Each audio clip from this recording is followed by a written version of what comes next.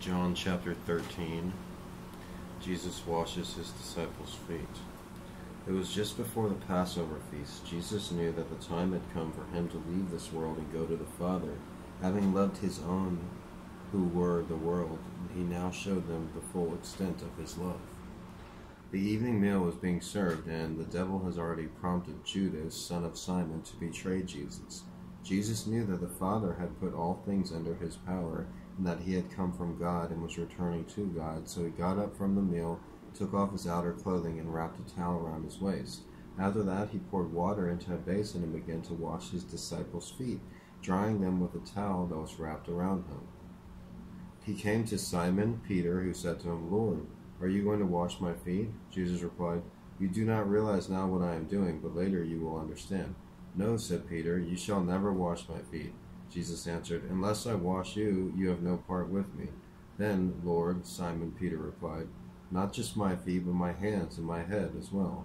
Jesus answered, "A person who has had a bath needs only to wash his feet. His whole body is clean, and you are clean, though not every one of you." For he knew who was going to betray him, and this was why he said not everyone was clean. When he had finished washing their feet, he put on clothes and returned to his place. "Do you understand what I have done for you?" he asked them. "You call me teacher and Lord, and rightly so, for that is what I am.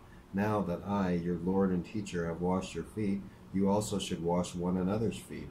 I have set you an example that you should do as I have done for you. I tell you the truth, no servant is greater than his master, nor is a messenger greater than one who sent him.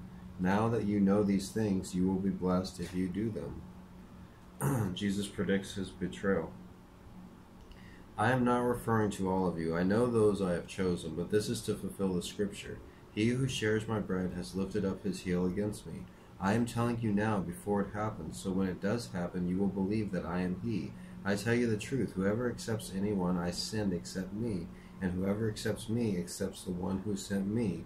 After he had said this, Jesus was troubled in spirit and testified, "I tell you the truth, one of you is going to betray me." His disciples stared at one another, at a loss to know which of them he meant. One of them, the disciple whom Jesus loved, was reclining next to him. Simon Peter motioned to the disciple and said, "Ask him which one he means." Leaning back against Jesus, he asked him, "Lord, who is it?" Jesus answered, "It is the one whom I will give the piece of bread when I have dipped it in the dish." Then, dipping the bread, he gave it to Judas, son of Simon. As Judas took the bread, Satan entered into him. "What you are about to do, do quickly," Jesus told him. But no one at the meal understood why Jesus said this to him. Since Judas had charge of the money, some thought Jesus was telling him to buy what was needed for the feast, or to give something to the poor. As soon as Judas had taken the bread, he went out, and it was night. Jesus predicts Peter's denial. When he was gone, Jesus said, "Now is the Son of Man glorified, and God is glorified in him. If God is glorified in him, God will glorify the Son in himself, and will glorify him at once. My children, I will be with you only a little longer. You will look for me, and just as I told the Jews, so I tell you now, where I am going, you cannot come. A new command I give you, love one another as I have loved you, so you must love one another. All men will know that you are my disciples if you love one another." Simon Peter asked him, "Lord, where are you going?" Jesus replied, "Where I am going you cannot follow, but you will follow later." Peter asked, "Lord, why can't I follow you now? I will lay down my life for you."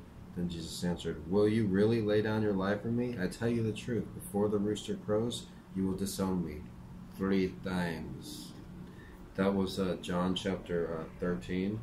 And I attend a Seventh-day Adventist church, and one of their things that one of their traditions in their church is washing of their feet on their communion, which doesn't happen every Sabbath, but 4 quarters in a year, I believe. Okay, leave a thumbs up and click the subscribe button too. Send this to somebody too. Eventually we're going to get a better camera and a better microphone. So, thanks for watching.